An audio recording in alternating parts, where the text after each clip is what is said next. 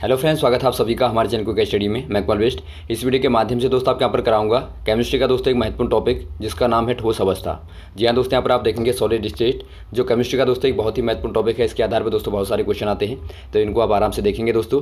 और देखिए, शुरू करने के पहले थोड़ी सी दरख्वास्त करना चाहेंगे दोस्तों, यदि आपने हमारे चैनल को सब्सक्राइब नहीं किया अभी तक तो प्लीज़ हमारे चैनल को सब्सक्राइब कीजिए और बेल आइकन को प्रेस करना ना भूलेगा दोस्तों, ताकि हमारे वीडियोज़ की नोटिफिकेशन आपको प्रथम प्राप्त हो सके।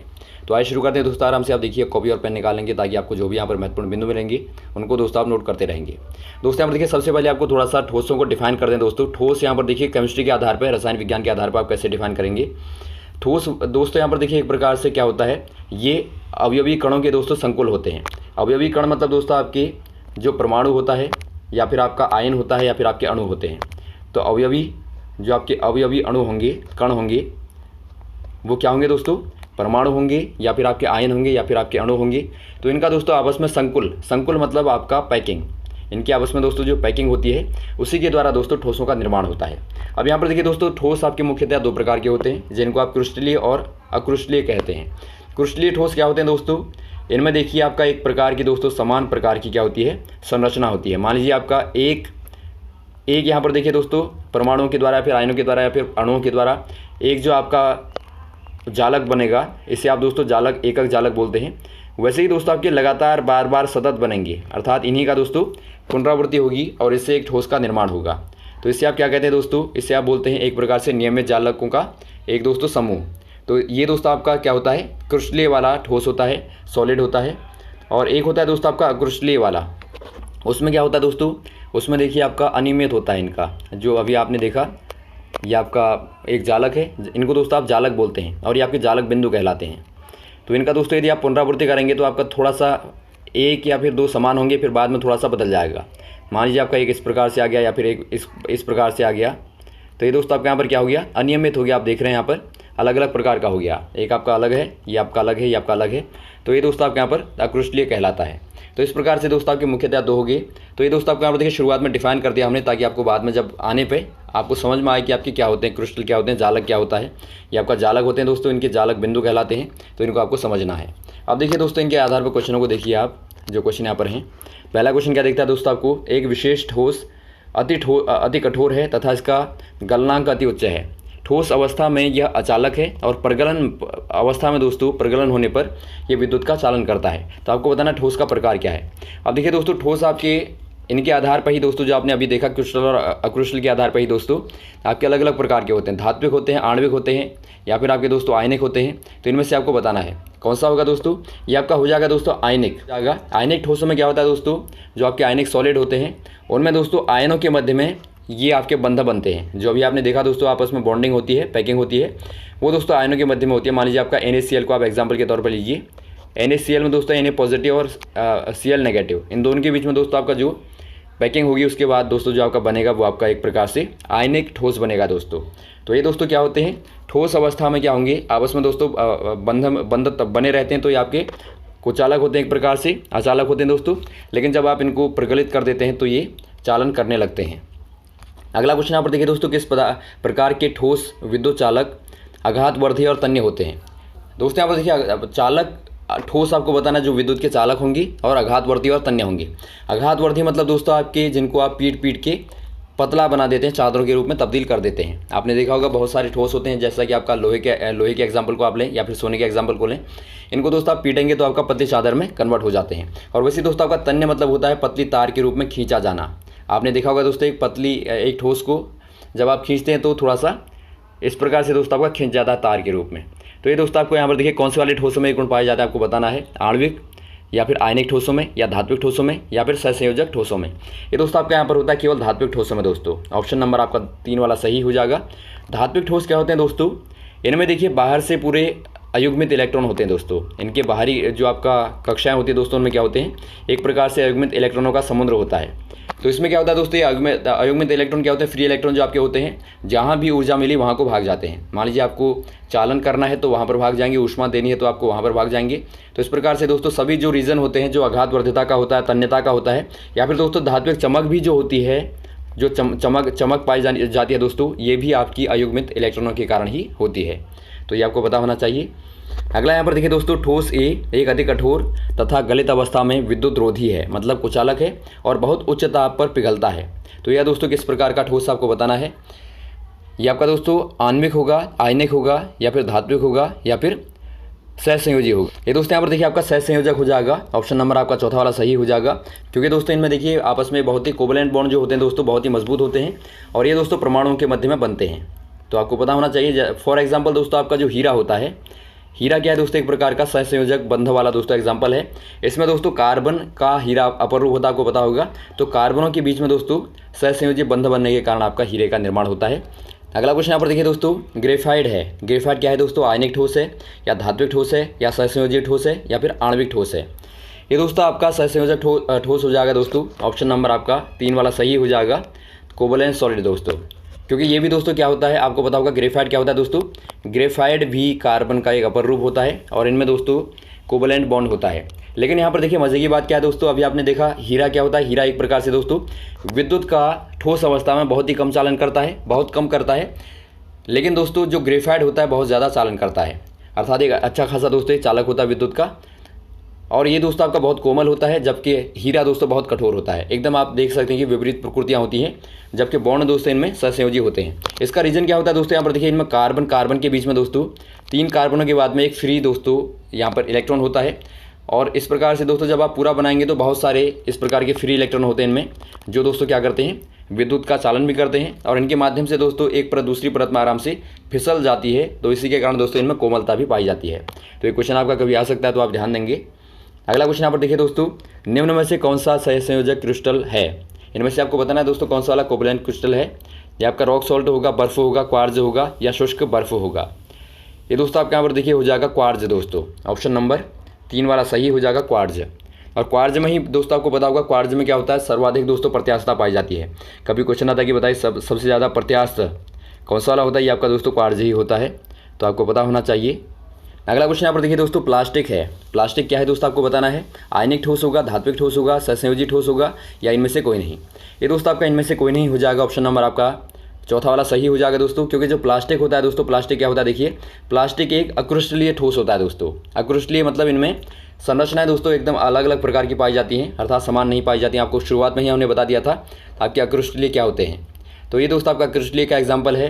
प्लास्टिक हो गया दोस्तों, या फिर आपका कांच हो गया, ये सब क्या है दोस्तों, ये अक्रिस्टलीय के एग्जाम्पल हैं। तो यहाँ पर आपका हो जाएगा, यदि आपका आएगा तो उसमें आप टिक करेंगे। अगला क्वेश्चन यहाँ पर देखिए दोस्तों, सोडियम क्लोराइड क्रिस्टल की संरचना है। आपको बताना है दोस्तों NaCl जो होता है दोस्तों सोडियम क्लोराइड होता है, इसकी संरचना कैसी है, इसका स्ट्रक्चर कैसा है।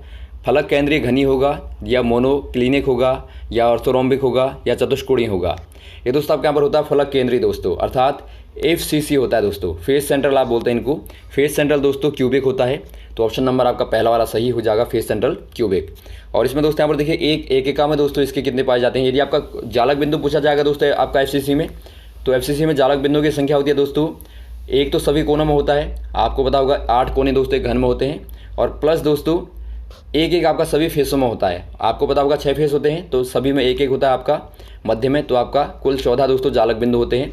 और वैसे दोस्तों कभी आपका BCC में पूछा जाता है, जो बॉडी सेंट्रल होता है, तो उसमें जालक बिंदु होते हैं दोस्तों आपके सभी 8 कोनों में हो गए पहले। तो कोनों में दोस्तों आपके 8 हो गए, प्लस एक आपका सेंटर में होता है, क्योंकि ये सेंटर बॉडी होता है, केवल सेंटर में दोस्तों इसके बीचों बीच में एक होता है आपका। तो दोस्तों 9 जालक बिंदु होते हैं। तो ये भी दोस्तों क्वेश्चन आता है, तो आप याद रखेंगे। अगला क्वेश्चन यहाँ पर देखिए दोस्तों, फलक केंद्रीय घनीय जालक में एकक कोष्ठिका में परमाणुओं की संख्या कितनी होती है। आपको केवल दोस्तों एकक कोष्ठिका में बताना है। तो एकक कोष्ठिका में दोस्तों यहाँ पर देखिए 2 होंगे, 3 होंगे, 4 होंगे, 5 होंगे। दोस्तों यहाँ पर देखिए जो आपका फलक केंद्रीय होता है दोस्तों, उसमें परमाणुओं की संख्या आपको पूछी गई है। तो परमाणुओं की संख्या दोस्तों इसमें कितनी होती है, इसमें दोस्तों 4 होती है। तो आपके यहाँ पर हो जाएगा ऑप्शन नंबर तीसरा वाला सही हो जाएगा, 4 दोस्तों। और जालक बिंदु आपने देखे 14 होते हैं। अगला क्वेश्चन यहाँ पर देखिए दोस्तों, 58.5 ग्राम NaCl का में एकक कोष्ठिकाओं की लगभग संख्या कितनी होगी। दोस्तों यहाँ पर देखिए आपको 58.5 ग्राम NaCl का दिया है, तो इसमें आपको एकक कोष्ठिकाओं की संख्या बतानी है। दोस्तों यहाँ पर देखिए जो आपकी 1 मोल में रिक्तिकाओं की संख्या होती है। रिक्तिकाएं दोस्तों आपकी जो स्पेस होता है, खाली स्पेस होता है जालक बिंदु के बीच में, उसे आप बोलते हैं रिक्तिका। जैसा कि आप यहाँ पर देखते हैं बीच का दोस्तों आपका रिक्तिका कहलाता है। तो ये दोस्तों आपको बताता है कि कितने यहाँ पर आ सकते हैं, कितनी कोष्ठिकाएं या फिर एकल कोष्ठिकाएं दोस्तों आ सकती हैं। तो यहाँ पर देखिए 1 मोल में आपका होता है दोस्तों, इनकी संख्या होती है 6 गुणा, या फिर आप 6.023 भी कह सकते हैं, तो 6.023 लिख लेंगे आप, गुणा 10 की घात 23 होती है। तो ये आप नोट कर लेंगे दोस्तों, 23 यहाँ पर होगा पावर में। तो ये दोस्तों आपकी होती है 1 मोल में। अब देखिए जितना मोल भी आपका दिया होगा दोस्तों उतना आप गुणा कर देंगे। यहाँ पर देखिए आपको दिया है दोस्तों 58.5 ग्राम, तो इसका मतलब हुआ दोस्तों कितना होगा, यदि आप मोल में निकालेंगे तो आपका NaCl का मोल निकालेंगे दोस्तों, आप मोल में मात्रा निकालेंगे तो आपका ग्राम में जो आपकी मात्रा दी है दोस्तों 58.5 बट्टे आपका अणुभार। यदि आप दोस्तों इसका द्रव्यमान निकालेंगे दोस्तों तो आपका निकलेगा 58.5 ही निकलता है इसका। यदि आप NaCl का जोड़ेंगे दोनों का तो आपका 58.5 आपको मिलेगा। तो ये कार्ड के दोस्तों आपका 1 मोल ही आता है। कहने का मतलब है दोस्तों आपका NaCl का 1 मोल ही आपको यहाँ पर दिया है, तो इसमें आपको बताना है कितनी कोशिकाओं की संख्या होगी। अब आपको पता है दोस्तों NaCl का कैसा स्ट्रक्चर होता है, अभी आपने देखा FCC के टाइप का होता है, सेंट्रल फेस होता है। और सेंट्रल फेस में दोस्तों कितनी कोशिका, एक कोशिका में कितने परमाणु होते हैं, 4 होते हैं दोस्तों। तो आप क्या करेंगे, आपको पूरे में स्पेस में आपको दिया है 1 मोल में दोस्तों कितने होंगे, 1 मोल में आपके होंगे, यदि आपके 4 1 में हैं तो आपके कितने हो जाएंगे दोस्तों, 6 गुणा आप 0.023 भी कर सकते हैं, 10 की घात 23 बट्टे कर देंगे दोस्तों आप कितने, यहाँ पर आपको 4 दिए हैं। इसे भाग देने पर दोस्तों आपको यहाँ पर मिलेगा लगभग 1.5 × 10⁻23। तो ऑप्शन नंबर दोस्तों आपका पहला वाला दिखता है, 1.5 गुणा 10 की घात 23 सही हो जाएगा दोस्तों। तो इस प्रकार से आप निकालेंगे, जो भी आपका क्वेश्चन पूछा जाएगा आप इनको निकाल लेंगे। अगला क्वेश्चन यहाँ पर देखिए दोस्तों, एक ठोस यौगिक XY की NaCl संरचना है दोस्तों। यदि धनायन की त्रिज्या आपको दी है 100 pm हो तो आपको बताना है ऋणायन की त्रिज्या क्या होगी। दोस्तों यहाँ पर देखिए आपको पहले देखना है क्रिस्टल को दोस्तों। आपको क्रिस्टल यहाँ पर NaCl दिया है, तो इसके लिए दोस्तों जो आपका त्रिज्याओं का अनुपात होता है Rb पॉजिटिव, Ra पॉजिटिव और Rb नेगेटिव, जो त्रिज्याओं का अनुपात होता है दोस्तों आप नोट कर लेंगे, वो आपका अप्रोक्सीमेटली 0.414 होता है। तो इतना होता है। और आपको यहाँ पर देखिए दोस्तों पॉजिटिव की दी है 100 pm, तो आप पॉजिटिव की जगह पर 100 pm रख देंगे। तो आपका नेगेटिव वाला कैसे आएगा दोस्तों, आपका नेगेटिव वाला आपका Rb नेगेटिव हो जाएगा बराबर 100 pm बट्टे 0.414। इसे आप भाग देंगे दोस्तों तो आपको अप्रोक्सीमेटली लगभग मिलेगा, यहाँ पर अप्रोक्सीमेटली दोस्तों 241 पॉइंट आपका 5 pm मिलेगा। तो ये दोस्तों आपका 241.5 pm नेगेटिव की आ गई। तो ऑप्शन नंबर आपका दोस्तों कौन सा दिखता है, ऑप्शन नंबर आपका 3 वाला दिखता है, तो आपका 3 वाला टिक कर देंगे। अगला क्वेश्चन यहाँ पर देखिए दोस्तों, फ्रेंकेल दोष के कारण आयनिक क्रिस्टल का घनत्व घटता है, बढ़ता है, अपरिवर्तित रहता है या फिर परिवर्तित हो जाता है। दोस्तों यहाँ पर देखिए, जब आप ये फ्रेंकेल दोष के बारे में आपको पहले बता दें दोस्तों, ये आपके क्रिस्टल दोष हैं दोस्तों जो आपके ठोसों में होते हैं। इनमें क्या होता है दोस्तों, यहाँ पर देखिए फ्रेंकल में क्या होता है आपको बता देते हैं। फ्रेंकल में क्या होता है दोस्तों, इसमें मान लीजिए आपका जालक बिंदु जो आपके होते हैं, आप अभी आपको बताया था हमने जालक बिंदु कहलाते हैं ये। इनमें एक जालक बिंदु क्या करता है दोस्तों, आपका पॉजिटिव नेगेटिव नेगेटिव पॉजिटिव इस प्रकार से मान लीजिए आपके हैं। इसमें दोस्तों एक पॉजिटिव वाला जो आपका होता है या नेगेटिव वाला जो आपका होता है दोस्तों, निकल के कहाँ चला जाता है, यहाँ चला जाता है दोस्तों, अंतराकाशिक स्पेस में चला जाता है। जो आपका बीच का स्पेस होता है, मान लीजिए यहाँ पर जो आपके जालक बिंदु के बीच की जगह होती है वहाँ पर दोस्तों चला जाता है। तो ये दोस्तों आपका एक प्रकार से आप कहेंगे जो आपका जालक क्रिस्टल है दोस्तों, उसी के किसी फेज़ में अन्य फेज़ में चला जाता है और अपने स्थान को खाली छोड़ देता है। तो यहाँ पर दोस्तों एक प्रकार का बिंदु दोष आपका आ जाता है, इसे आप बिंदु दोष कहते हैं। तो यही दोस्तों आपका फ्रेंकल दोष कहलाता है। तो इसमें क्या होता है दोस्तों, आपका देखिए जो आपका आयन है वो अंदर ही दोस्तों कहीं पर चिपक गया, कहने का मतलब वो बाहर नहीं गया, अंदर ही है। तो इससे क्या होगा दोस्तों, घनत्व में बिल्कुल भी कमी नहीं आएगी। तो आप कह देंगे यहाँ पर इसमें दोस्तों घनत्व में कमी नहीं आती, अर्थात ये आपका अपरिवर्तित रहेगा। ऑप्शन नंबर आपका चौथा वाला सही हो जाएगा। और वैसे दोस्तों आपका यदि आप शाटिकी दोष की बात करें तो शाटिकी दोष में दोस्तों समान संख्या में जो आपके पॉजिटिव और नेगेटिव दोस्तों आपके आयन होते हैं, पॉजिटिव और नेगेटिव आपके आयन होते हैं, वो दोस्तों गायब हो जाते हैं, वो छोड़ जाते हैं क्रिस्टल को। तो इसमें दोस्तों आपका घनत्व में कमी आ जाती है। तो आप नोट कर लेंगे ये भी। अब देखिए दोस्तों अगला क्वेश्चन क्या है, फ्रेंकल तथा शाटिकीय दोष होते हैं नाभिकीय दोष या क्रिस्टल दोष या परमाणु दोष या फिर अणु दोष। अभी आपने देखा दोस्तों क्या होते हैं, ये आपके क्रिस्टल दोष होते हैं दोस्तों। ऑप्शन नंबर आपके 2 वाला सही हो जाएगा, क्रिस्टल दोष। अगला क्वेश्चन यहाँ पर देखिए दोस्तों, शाटिकीय दोष किसके जालक की अपूर्णताएं परिभाषित करता है। ये आपका गैस की या प्लाज्मा की या द्रव की या ठोस की। ये अभी आपने देखा दोस्तों शाटिकीय दोष किन में होता है, ये आपका ठोस में होता है। तो आपका ठोस की दोस्तों अपूर्णता को परिभाषित करेगा दोस्तों। इसमें क्या होता है, जालक दोस्तों अपूर्ण रहता है, अर्थात जब आप देखेंगे एक जालक को आप दोस्तों देखते हैं इस प्रकार से बना रहता है।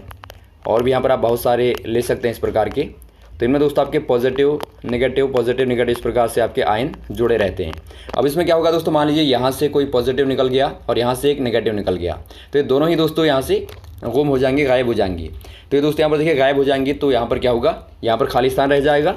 और ये दोस्तों एक प्रकार से क्या होगा, अपूर्णता हो जाएगी, अर्थात यहाँ पर एक खालीपन आ जाएगा। तो ये दोस्तों आपका शाटिके दोष कहलाता है। तो यहाँ पर आपका चौथा वाला सही हो जाएगा।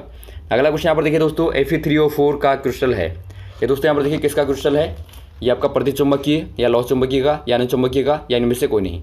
ये दोस्तों आपके यहाँ पर होता है लौह चुंबकीय का दोस्तों, क्योंकि यहाँ पर आप देखते हैं फेरस ऑक्साइड को। तो ये रहे दोस्तों आपके महत्वपूर्ण क्वेश्चन जो आपने यहाँ पर देखे। उम्मीद आपको अच्छे लगे होंगे। इनको दोस्तों आप नोट कर लेंगे, और यदि आपको वीडियो अच्छा लगा हो दोस्तों आप जरूर लाइक करें, शेयर करें और चैनल को सब्सक्राइब करना ना भूलें दोस्तों, ताकि आपको लगातार इस प्रकार की वीडियोज़ मिलते रहें। ओके, थैंक्स फॉर वॉचिंग दोस्तों। अब मिलते हैं आपको अगली वीडियोज़ में नए क्वेश्चन के साथ में। जय हिंद, जय भारत।